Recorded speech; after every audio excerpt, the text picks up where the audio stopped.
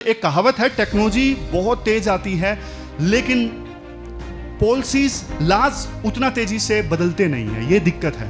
एक UPSC aspirant जिसने 4 साल 5 साल यूपीएससी की तैयारी की, नहीं हो पाया सिलेक्शन, किसी कारणवश से नहीं हो पाया, कोई भी रीजन हो सकता है। लेकिन 5 साल के बाद क्या, मैं अपना 20s यूपीएससी को दे चुकी हूँ और अभी मैं अपना रिज्यूमे बनाने निकली थी कि रिज्यूमे बनाती हूँ कि मुझे कोई जॉब मिल जाए। लेकिन वो बच्ची वीडियो में बोलती है कि मुझे समझ में नहीं आ रहा है कि मैं क्या स्किल लिखूं।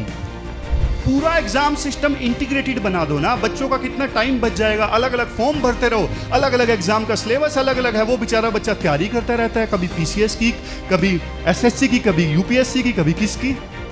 एक यूपीएससी एस्पायरेंट जिसने 4 साल 5 साल यूपीएससी की तैयारी की, नहीं हो पाया सिलेक्शन, किसी कारणवश से नहीं हो पाया, कोई भी रीजन हो सकता है।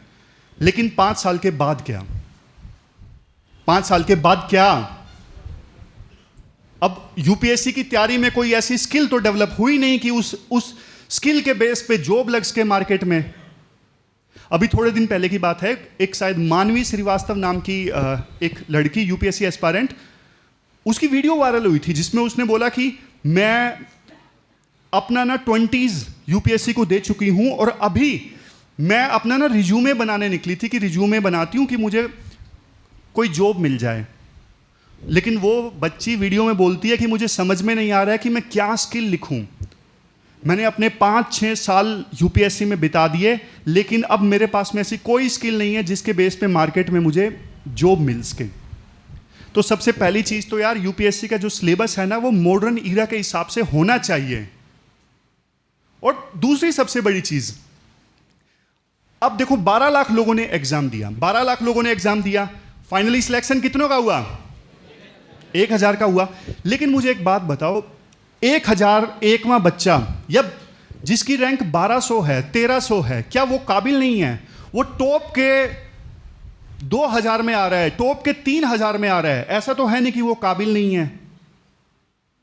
तो उनको कोई दूसरी जॉब दे दी जाए ना। सरकार कहती है हमने उनके लिए प्रतिभा सेतु पोर्टल बनाया है जिसके बेस पे उनको हायर किया जा सकता है।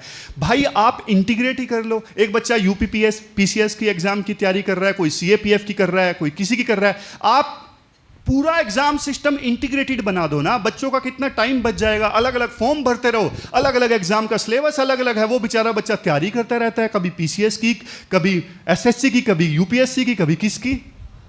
आप एग्जाम को थोड़ा इंटीग्रेटेड बना दोगे, जो बिल्कुल टॉप पे आ रहे हैं उनका यूपीएससी में सिलेक्शन, जो 1000 से 1500 के बीच में उनका पीसीएस में सिलेक्शन।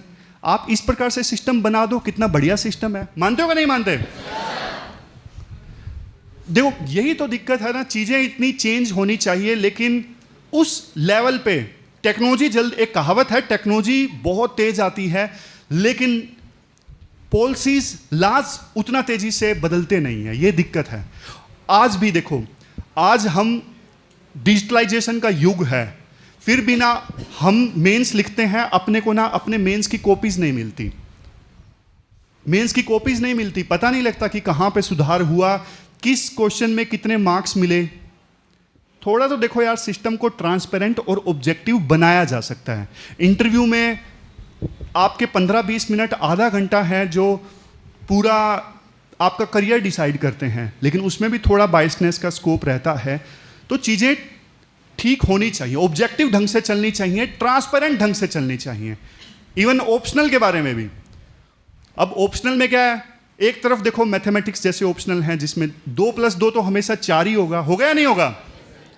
लेकिन दूसरी तरफ ह्यूमैनिटीज़ के ऑप्शनल है जिसमें आप एक चीज़ को 10 तरीके से लिख सकते हो, 10 तरीके से लिख सकते हो। तो ये अब एग्जामिनर के बायसनेस पे डिपेंड करता है कि वो किस ओपिनियन को सही मानता है। तो यहाँ पे भी बहुत ज़्यादा स्कोप है। फिर यूपीएससी कहती है कि हम स्केलिंग करते हैं, हम मॉडरेशन करते हैं अलग अलग ऑप्शनल्स के बीच में, लेकिन वो उतना अच्छे ढंग से हो नहीं पाता।